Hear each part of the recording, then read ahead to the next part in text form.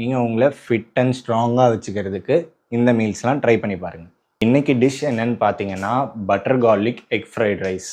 செய்கிறதுக்கு you atmost need 3 ingredients: garlic, egg, அப்புறம் morning செஞ்ச ரைஸ் கொஞ்சம். ஜெனரஸ் அமௌண்ட்டான கார்லிக் எடுத்துக்கோங்க கை. எவ்வளோ நல்லா சின்னதாக பொடி பொடியாக கட் பண்ண முடியுமோ கையை கட் பண்ணாமல் வெறும் கார்லிக் மட்டும் கட் பண்ணிடுங்க. துளசி, கொத்தமல்லி எது இருந்தாலும் போட்டுக்கோங்க. என்கிட்ட இதுதான் இருக்குது, இதெல்லாம் போட்டால் கன்றாவியாக இருக்கும்.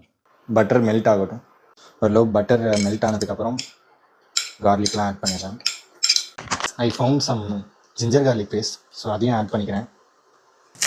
ஜிஞ்சர் கார்லிக் ஆட் பண்ண உடனே தெரிக்குது, you have to be careful.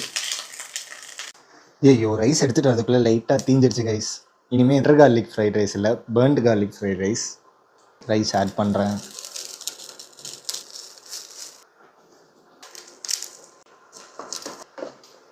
Salt add பண்ண மறந்துடாதீங்க. இது கரெக்டான டைம் தான் சால்ட் ஆட் பண்ணுறதுக்கு. கொஞ்சம் பெப்பர் கூட ஆட் பண்ணுறேன். அப்புறம் கொஞ்சமாக ஆரிகானோ, கொஞ்சம் நிறையாவே போட்டேன். கொஞ்சம்னு சொல்லிவிட்டு கொஞ்சமாக பெரிய பெரிய மசாலா. ரெடி ஆகிடுச்சு கைஸ். நல்லா ஒரு சாங் போட்டுட்டு ஸ்டார்ட் பண்ணலாம்.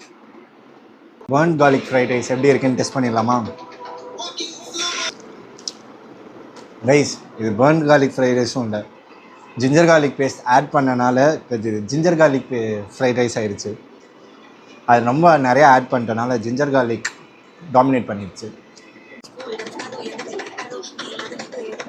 குக் பண்ணுறது கஷ்டம்னு சொல்லி கடையில் வாங்கி சாப்பிட்டு குண்டாக இருக்க உங்கள் ஃப்ரெண்டுக்கு இதை ஷேர் பண்ணுங்கள். ட்ரை பண்ணி பார்த்து பிடிச்சிருக்கான்னு கமெண்ட்டில் சொல்லுங்கள். இந்த மாதிரி நிறையா வீடியோஸ் ஃபுட் பற்றி, கரியர் பற்றி, நியூட்ரிஷன் பற்றி, ஃபிட்னஸ் பற்றி பார்க்குறதுக்கு மறக்காமல் ஃபாலோ பண்ணிக்கோங்க.